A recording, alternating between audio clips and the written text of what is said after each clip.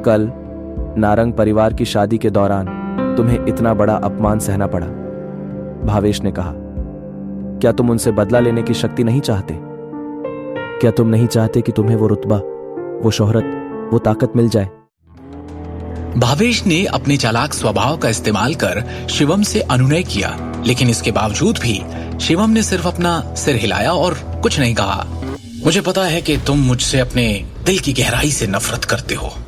तुम चाहो तो जीवन भर मुझसे नफरत कर सकते हो, और मुझे अपने पिता के रूप में स्वीकार नहीं करना चाहते हो तो वो भी मत करो। भावेश ने गंभीरता से कहा, केवल एक चीज है जो तुम्हें करने की जरूरत है, वो है शाह परिवार में वापस आना और अपने दादा को पहचानना। फिर तुम शाह परिवार से वो लेने में सक्षम हो जाओगे जो तुम चाहते हो, और उस शक्ति के साथ तुम जो चाहो वो कर सकते हो। दिखने में इतनी सिंपल सी शर्त है, पर ये एक बहुत बड़ा मौका है जो तुम्हारे लिए शोहरत और ऊंचाइयों के सारे रास्ते खोल देगा। क्या तुम अब भी इसे स्वीकार करने को तैयार नहीं हो? शिवम ने स्पष्ट रूप से कहा, मुझे आपकी सहायता की कोई जरूरत नहीं है। मैंने वास्तव में तब तुम्हारे और तुम्हारी मां के साथ गलत किया था, लेकिन अगर तुम मेरी जगह होते तो शायद तुम भी ऐसा ही करते। एक आदमी जीवन में सब कुछ खो सकता है, हालांकि केवल एक चीज जो उसे नहीं खोनी चाहिए वो है वो शक्ति जो उसके हाथों में है। शिवम ने अपना सिर हिलाया और बेहद निराशा में आह भरी। पूरे 1 दशक के बाद भी भावेश को अभी भी उसने उसके और उसकी मां के साथ जो किया उसके लिए किसी प्रकार का पछतावा या अपराध बोध महसूस नहीं हो रहा था। शिवम ने खड़े होकर जाने से पहले कहा, मैं वापस जाने और अपने दादाजी से मिलने का समय चुनूंगा। हालांकि शाह परिवार के मामले का मुझसे कोई लेना देना नहीं है। ठीक है, तुम जा सकते हो।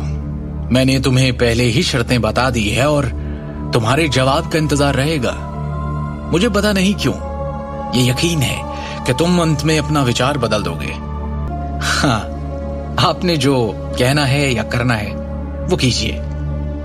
नोएडा सिटी, पूर्वी जिला, रायजादा ग्रुप बिल्डिंग। इमारत के प्रवेश द्वार पर पहुंचकर शिवम गेस्ट हॉल में चलने के लिए आगे बढ़ा।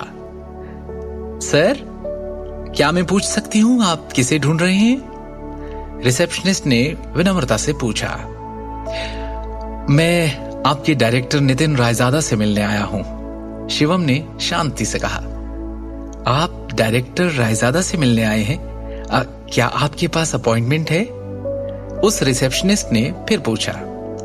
कैजुअल स्ट्रीट वियर टाइप के कपड़े पहने शिवम किसी ऐसे व्यक्ति की तरह नहीं दिख रहा था जिसके पास डायरेक्टर नितिन रायजादा जैसे बड़े आदमी से बात करने की योग्यता भी हो। मिलना तो दूर की बात थी। आप उन्हें सिर्फ मेरा एक मैसेज दे दीजिए और जैसा मैं कह रहा हूं बिल्कुल आप वैसा ही उनसे कहिए। उन्हें बताइए कि मैं चेतन आनंद रायजादा का दोस्त हूं। ठीक है, आप प्लीज कुछ देर वेट कीजिए। भवन के दूसरी ओर डायरेक्टर के ऑफिस में एक असाधारण स्वभाव वाला एक मध्यम आयु वर्ग का व्यक्ति कुछ डॉक्यूमेंट्स और फाइल्स की जांच कर रहा था। कम इन।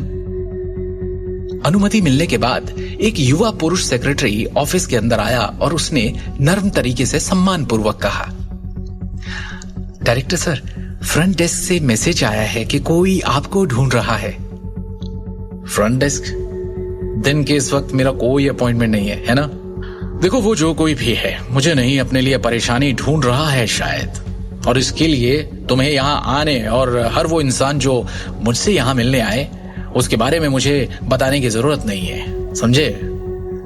सर वो एक्चुअली, सेक्रेटरी थोड़ा सा हिचकिचाया और फिर उसने कहा, सर उस आदमी ने आपको एक मैसेज देने के लिए कहा है।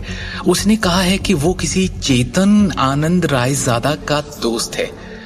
मुझे लगा शायद आपका कोई फैमिली मेंबर है या कोई रिश्तेदार जो आपको ढूंढते हुए आया है, इसीलिए सर मैं रिपोर्ट करने आ गया। चेतन आनंद रायजादा। आगे की कहानी जानने के लिए देखिए अगला एपिसोड सिर्फ पॉकेट एफएम के यूट्यूब चैनल पर, और शिवम द हिडन वॉरियर के सारे एपिसोड्स को सुनने के लिए डिस्क्रिप्शन में दी लिंक से डाउनलोड करें पॉकेट एफएम ऐप।